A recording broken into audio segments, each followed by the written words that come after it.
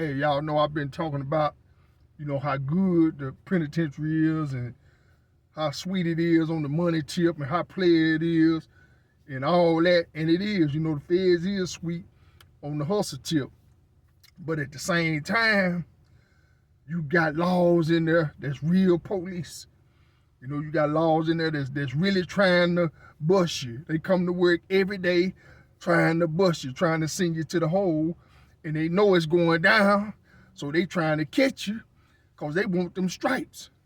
You know what I'm saying? They want them plaques on the wall. They want their name to be ringing, saying that they shutting shit down in there.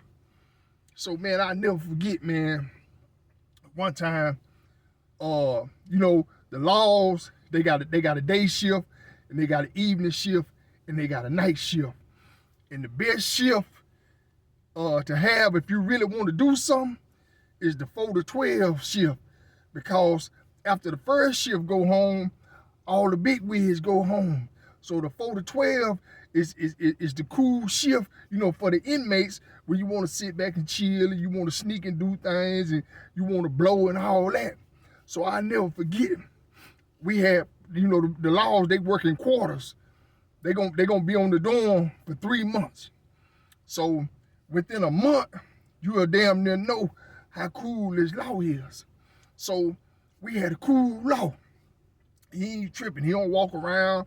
He don't do nothing. He tell us, he say, y'all don't bother me, I ain't gonna bother y'all. If y'all make me do this paperwork, then I'm gonna do this paperwork.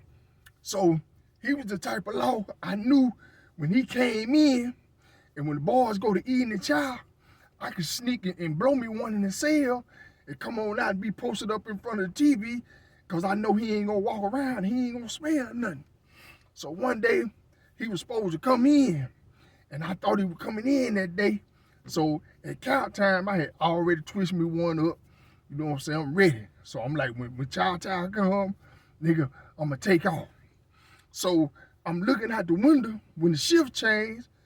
I'm trying to see if he gonna come in, because sometimes they don't come in, they have another law, fill in for them. Man, I seen this police ass law walking toward the dorm. I was like, oh man, not him, not today. Man, the cool law didn't come in. This police ass nigga came in. I'm like, man, I already got my shit twisted. Nigga, I'm ready to take off. So now I'm fiending. I'm like, shit, I'm just gonna have to try this nigga. Nigga, fuck that, I'm gonna have to try him.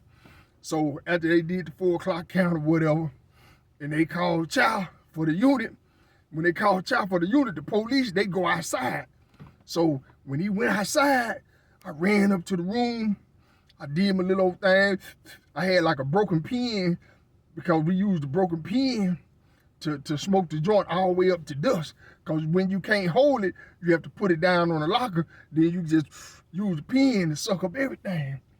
So I had my little pen, broken pen, I sucked up everything.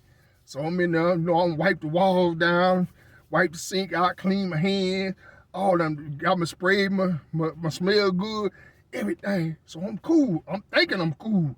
But I tripped out. I left my pipe in the room.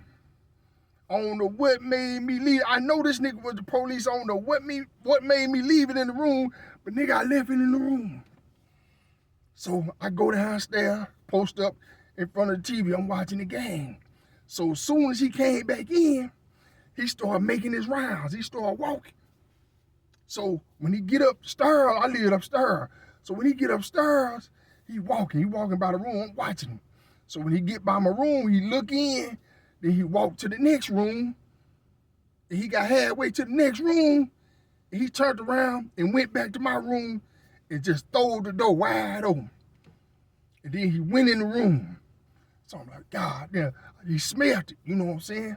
So I'm up on the stairs, I'm looking up on the stairs, I'm watching him in the room. He can't see me looking at him, I'm watching him. He's sitting on my bed, he got my little pipe thing in his hand. I'm like, oh man. So he come out the room, and he locked my door. So he locked the door, that means I can't go in there. So he go to the office, he get on the phone, he calls some more police ass niggas. So about 2-3 more laws, they come to the dorm, they go to my cell, and they in my cell. they tearing it up. I'm like, oh man, they tearing it. Ain't nothing else in there, but they tearing it up anyway. So they stay up in my cell, man, probably about 2 hours. So when Marcelli come in from rec, he out there playing basketball, he sweating everything. So he need to take a shower before 9 o'clock before they rock us up. So he go ask the police, can he get in the room so he can take a shower? Police, nah, you can't go in there. So I'm like, damn. I said, yeah, Sally. I said, I blowed one. I left the pipe in there. I said, man, I tripped out. So he was like, fuck it, don't trip. So around about 9 o'clock, they called us to the office, called me to the office, rather. Marcelli, he go with me. So the police tell me, they want you at the lieutenant's office. So I said, all right. So I tell Marcelli, I said, man, just stay here and hold the motherfucking cell down. No. If you going to the lieutenant's office, I'm going with you. I said, no, man, just stay here, man. So if I go to the hole, or if both of us go to the hole, we won't lose the room. I said, man, just stay here. But he trying to show me how real he is. No, I'm going with you. All right, come on then, let's go. So we get to the lieutenant's office. So we go to the lieutenant's office. They got the little pipe sitting on the desk. So the lieutenant said, lock him up. So soon they say lock him up, Marcelli, he went to crying. I said, man, shut up, man. I said, man, I don't want to hear that motherfucking shit, nigga. I said, nigga, I told you to stay in the dorm and hold the room down. I don't want to hear that crying now. So he stopped crying. They put us in the hole. We laid up in there. He working at Unicor. He ain't got nobody helping him on the streets. He ain't got no money coming in, so he depending on this Unicor check. So he laying up in the bunk. Man, I'm gonna lose my job, because if he get this shot for this pipe, he gonna lose his job. He like, man, I'm gonna lose my job, man. I ain't gonna have no money. I ain't gonna have nothing. So I said, nigga, you ain't gonna lose your job fucking with me, nigga. I said, I'm gonna go in there and I'm gonna tell the people it's mine and they gonna let you loose. I already know what's going on, you know what I'm saying? I know the rules of the prison. I said, nigga, just sit up there, just chill, because I told you to stay. Just lay up there and chill, nigga. And nigga, when we go in front of these people, I'm going to tell the people this shit mine, and they going to let you go, nigga. You ain't going to be in no trouble. So shit, probably about a week later, they come to get us to go to the little old DHO. So when they come to get us, I tell a nigga, I said, man, we go in here, man. I said, man, don't say nothing. Let me do all the talking. So we go in there.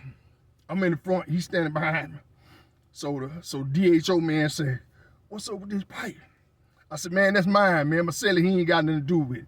Then I turned around and looked at Marcelli. And he looked at me, he threw his head down like that. I said, yeah. So the man said, okay, well, you gonna get the incident report. I'm gonna turn your silly loose.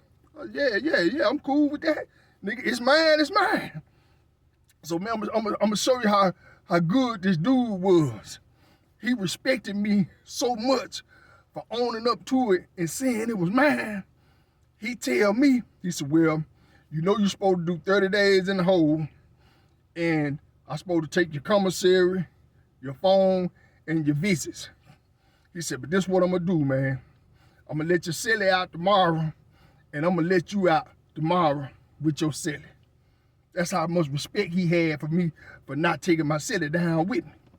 So I was like, yeah. He said, yeah, I'm gonna let you out tomorrow with your celly. But he said, this is what we gonna do. I'm gonna give you a $50 fine, and I ain't gonna take your commissary, your phone, and your visit. Just pay me $50, and I'm gonna let you keep your shit. I said, all right, bet. Nigga, I'm cool with that. So when I get ready to go out the door, he said, nigga, you better have some money on your books too. I said, shit, nigga, I got that. Go on, take that little shit. Long story short, man, he was so player, he didn't even take the $50 off my books. You know what I'm saying? So the next day, me and Marcelli got out the hole, and I was supposed to still be in there. And Marcelli, nigga, he was a Muslim nigga. Man, he went around and told everybody how player I was, and niggas had, the whole compound had much respect for me because of what I did, because ain't too many niggas gonna do that. And nigga, after that, me and him, we was cool, but after that, nigga, it was like we was brothers, nigga.